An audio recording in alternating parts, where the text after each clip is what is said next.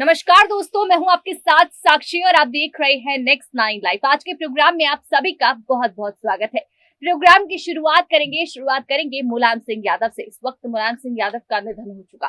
Samajwadi party के संरक्षक यहाँ चले गए हैं, लेकिन उसी बीच समाजवादी पार्टी का क्या हाल होगा, आज हम ये जानने की कोशिश करेंगे। किस तरह से आगे के चुनावों के लिए कदम रखेंगे। देखने को मिला है कि अखिलेश यादव काम करते वक्त ही बुरी तरीके से टूट गए हैं। यहाँ पर वो जिस तरह से उठने की कोशिश कर रहे हैं, अब समाजवादी पार्टी को बढ़ाने की कोशिश कर रहे हैं, वो कर नहीं पा रहे। किस तरह से परिवार का यहाँ साथ रहेगा, क्योंकि यहाँ पर देखने को मिला था कि शिवपाल यादव जो कि उनके चाचा है वो उनसे नाराज थे। वहीं अपर्णा यादव दूसरी पार्टी में चली गई थी। लेकिन क्या अब मुलायम सिंह यादव के जाने के बाद उनका परिवार एकजुट होगा? क्या समाजवादी पार्टी को आगे बढ़ावा देगा? ये आज हम जानने की कोशिश करेंगे। उसके लिए हमारे साथ मौजूद है अबरार। आपका बहुत बहुत स्वागत है। धन्यवाद जी अबरार, देखिए सबसे पहले सवाल से शुरुआत करेंगे। चर्चा यही रहेगी कि मुलायम सिंह यादव का निधन हुआ। परेशान सिर्फ समाजवादी पार्टी नहीं, विपक्ष भी है। इस वक्त पूरा देश उनके जाने से काफी ज्यादा दुखी है, क्योंकि ये एक शॉकिंग खबर हो गई उनके जाने की, जिसने इतना कुछ देश के लिए या यूपी उत्तर प्रदेश के लिए किया। तो उनके जाने के बाद यहाँ हम बात करेंगे समाजवादी पार्टी की। आप भी जानते हैं समाजवादी पार्टी का नाम ही उनसे शुरू होता है। उन्होंने जिस तरह से यहाँ पर काम किया, समाजवादी पार्टी को खड़ा किया, जितने टाइम वो रहे उन्होंने कितना जो है यहाँ पर काम किया है, उत्तर प्रदेश में किया है, रक्षा मंत्री होने जब वो थे तब किया है। तो आप क्या कहना चाहेंगे कि उनके निधन के बाद अब किस तरह से अखिलेश यादव कितना सीरियस लेने वाले इस पार्टी को, या कि उनका परिवार जो है, क्या वो अखिलेश यादव का साथ यहाँ देगा?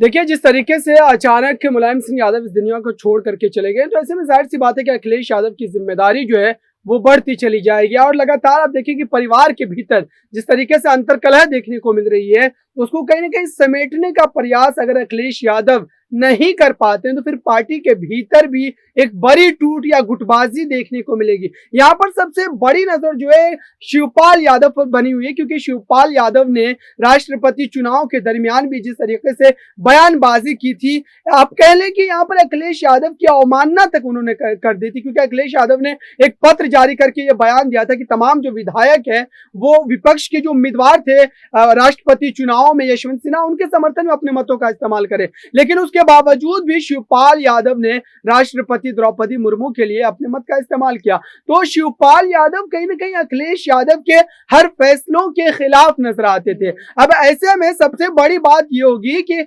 शिवपाल यादव को अखिलेश यादव अपनी पार्टी में उसी मजबूती के साथ क्या बनाए रख पाते हैं, या फिर शिवपाल यादव अपनी प्रगतिशील समाजवादी पार्टी को आगे बढ़ाने के लिए एक नया कदम उठाएंगे। क्योंकि यहाँ पर भारतीय जनता पार्टी की भी बात करनी जरूरी हो जाती है, क्योंकि भारतीय जनता पार्टी के तरफ जो है मेहरबानी भरे कदम जो है वो शिवपाल यादव के बढ़ते हुए नजर आए थे बीते अगर 2 महीने पहले की बात की जाए। लेकिन अब जो स्थिति है समाजवादी पार्टी की, वो कहीं ना कहीं डमाडोल की बन गई है। क्योंकि ऐसी समय में जो सत्ताधारी पार्टी होती है या विपक्ष की मजबूत पार्टियां होती है, वो कहीं ना कहीं पार्टी के भीतर एक तोड़ को अंजाम देने के लिए तमाम जो है कदम उठाती है। और ऐसे में अखिलेश यादव की बड़ी जिम्मेदारी ये बनती है यहाँ पर कि वो पार्टी में जो मुलायम सिंह यादव के समय से जुड़े हुए सपा के नेता हैं या सपा के समर्थक हैं, उन तमाम लोगों को उसी तरीके से पार्टी के भीतर जोड़े रखने में कामयाबी हासिल करते हैं, या फिर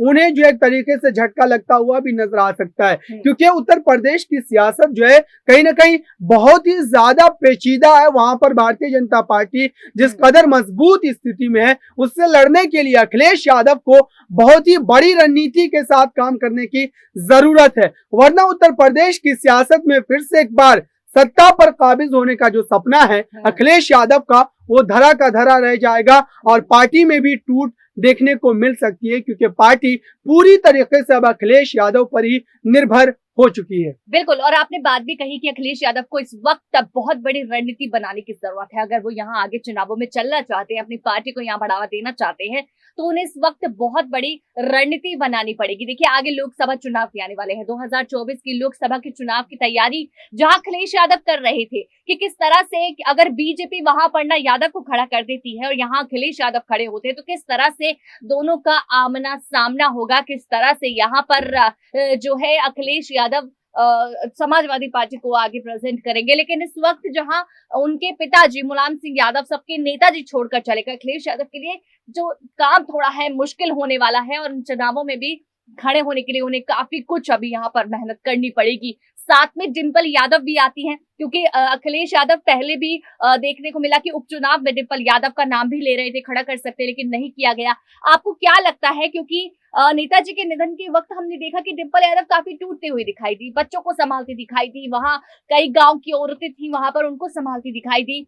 क्या लगता है कि अब अखिलेश यादव अब डिंपल यादव को कोई मौका दे सकते हैं, या डिंपल यादव यहाँ पर नेताजी के लिए अब वो लड़ती दिखाई देंगी इन चुनावों में? देखिए, परिवार के नाते तो उन्हें मैदान में उतरना ही पड़ेगा और कहीं ना कहीं अगर समाजवादी पार्टी के उस विरासत वाली राजनीति को बनाए रखना है, कायम रखना है, तो उत्तर प्रदेश की सियासत में डिंपल यादव तो उतरी हुई है, लेकिन उस बड़ी सक्रियता के साथ उन्हें फिर से एक बार मैदान में उतरना पड़ेगा। लेकिन यहाँ पर बड़ी चुनौती जो है कहीं ना कहीं अपर्णा यादव से भी डिंपल यादव को मिलती नजर आएगी, क्योंकि अपर्णा यादव ने भारतीय जनता पार्टी के साथ जाने का फैसला किया है और ये फैसला कहीं ना कहीं यादव कुंबा के लिए बड़ा ही चौंकाने वाला था। और उस समय भी आपने देखा होगा कि मुलायम सिंह यादव ने जब इस खबर को सुना तो उसके बावजूद भी उन्होंने अपर्णा यादव के लिए किसी तरीके की बयानबाजी नहीं की और नहीं वो इस बात की नसीहत करते नजर आए कि वो फिर से एक बार समाजवादी पार्टी में लौट जाए। तो यहाँ पर अब परिवार के जो कुछ लोग हैं वही हो सकता है कि पार्टी के लिए जो है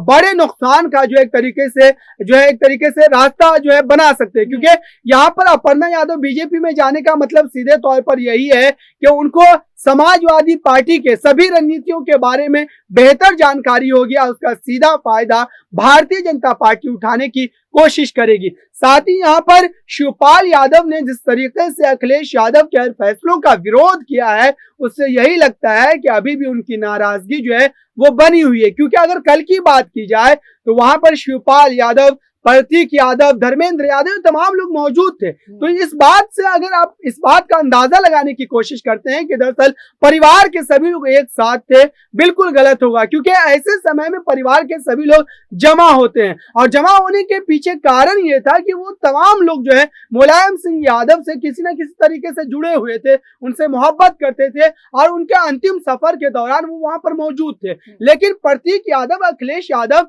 दोनों मात्र 1 मीटर की दूरी पर एक दूसरे के सामने खड़े थे, लेकिन एक लंबे समय तक दोनों ने एक दूसरे से बात तक नहीं की। तो ये चीजें दर्शाती है कि परिवार के भीतर अंतरकलह अभी भी बरकरार है और आने वाले भविष्य में भी आपको ये तमाम चीजें देखने को मिल सकती है और इसका नुकसान समाजवादी पार्टी अखिलेश यादव को उठाना भी पड़ सकता है। बिल्कुल उठाना पड़ सकता है। और इसी बीच जैसे कि आपने बात की कि अखिलेश यादव और प्रतीक यादव में वो दूरी दिखाई दी, तो वही डिंपल यादव और अपर्णा यादव में भी वही दूरी दिखाई दी। कहीं ऐसा नहीं लगा कि शायद यहाँ परिवार जो है वो अब एकजुट होकर समाजवादी पार्टी में आके कुछ करने वाला है, लेकिन यहाँ पर जो अभी भी परिवार के अंदर जो भी दिक्कतें हैं, जो भी चीजें हैं, जो भी दूरियां हैं, वो शायद बरकरार रहेंगी और आगे के चुनावों में वही दिखाई देंगी। बहुत बहुत धन्यवाद आपका विराट, जिस तरह से आपने हर सवाल का जवाब हमें दिया, दर्शकों को बताया कि आखिर क्या चीजें इस वक्त समाजवादी पार्टी आगे के लिए सोच रहा है। लगातार ऐसे डिबेट्स के लिए हमारे साथ जुड़े रहें और देखते रहें नेक्स्ट 9 लाइव।